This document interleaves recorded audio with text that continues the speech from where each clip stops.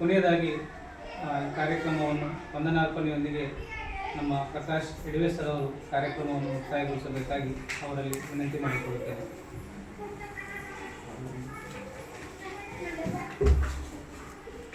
ಇವತ್ತಿನ ದಿವಸ ಸರ್ಕಾರಿ ಮಾದರಿ ಪ್ರಾಥಮಿಕ ಶಾಲೆಯಲ್ಲಿ ಅಗ್ನಿ ಬನ್ನಿ ಒಂದು ರಾಯರ ಸ್ವಾಮಿ ಒಂದು ಘನ ಸರ್ಕಾರದ ಆದೇಶದಂತೆ ಜಿಲ್ಲಾಧಿಕಾರಿಗಳ ಬೀದರ್ ಅವರ ಅವರ ಆದೇಶದಂತೆ ಇವತ್ತಿನ ಒಂದು ಶಾಲೆಯಲ್ಲಿ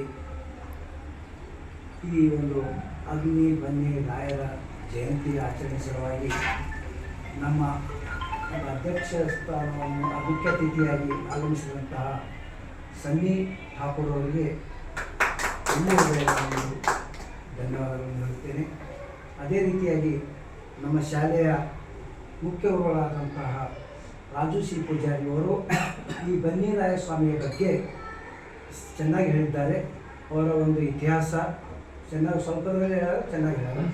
ಎಲ್ಲಿ ಭೂಮಿ ಮೇಲೆ ಯಾವಾಗ ದುಷ್ಟಶಕ್ತಿ ಹೆಚ್ಚಾಗ್ತದ ಆ ದುಷ್ಟಶಕ್ತಿಯನ್ನು ಹೋಗಲಾಡಿಸಬೇಕಾದ್ರೆ ಅನ್ನೋದ ಅಲ್ಲಿ ಒಳ್ಳೆಯ ಒಬ್ಬ ವ್ಯಕ್ತಿ ಬರಬೇಕಾಗ್ತದ.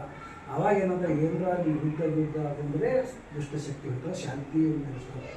ಅದರ ಬಗ್ಗೆ ಹೇಳಿದ್ದಾರೆ ಕ್ಷತ್ರಿಯ ಸಮಾಜ. ಅದೇ ರೀತಿಯಾಗಿ ಅವರಿಗೂ ಕೂಡ ನಾನು ಈ ವೇದಿಕೆ ಪರವಾಗಿ ಧನ್ಯವಾದಗಳನ್ನು ಹೇಳ್ತೇನೆ. ನಮ್ಮ ಶಾಲೆಯ ಹಿರಿಯ ಶಿಕ್ಷಕರಾದಂಥ ಅಂಕುಶ್ ಖಿಂಡೆಯವರು ಕೂಡ ಈ ಕ್ಷತ್ರಿಯ ಸಮಾಜದ ಅಗ್ನಿ ಬನ್ನಿರಾಯ ಸ್ವಾಮಿ ಅವರು ವಾತಾಪಿ ಎಂಬ ರಾಕ್ಷಸನ ಒಂದು ಪಟ್ಟ ಹೆಚ್ಚಾಗಿತ್ತು.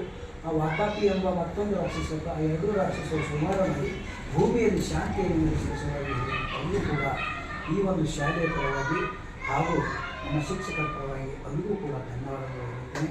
ಈ ಕಾರ್ಯಕ್ರಮಕ್ಕೆ ಒಂದು ಶೋಭೆ ತಂದುಕೊಟ್ಟಂತಹ ನಮ್ಮ ಶಾಲೆಯ ಸಿಬ್ಬಂದಿಗಳ ಹಾಗೂ ಗುರುಮಾತೆಯರಿಗೂ ಹಾಗೂ ಮಹೇಶ್ ಚೊಡ್ಡಿಯವರಿಗೂ ಧನ್ಯವಾದಗಳನ್ನು ಹೇಳುತ್ತಾ ಇಲ್ಲಿಗೆ ಈ ಕಾರ್ಯಕ್ರಮ ಮುಗಿಸ್ತೇನೆ. ಜೈ ಹಿಂದ್.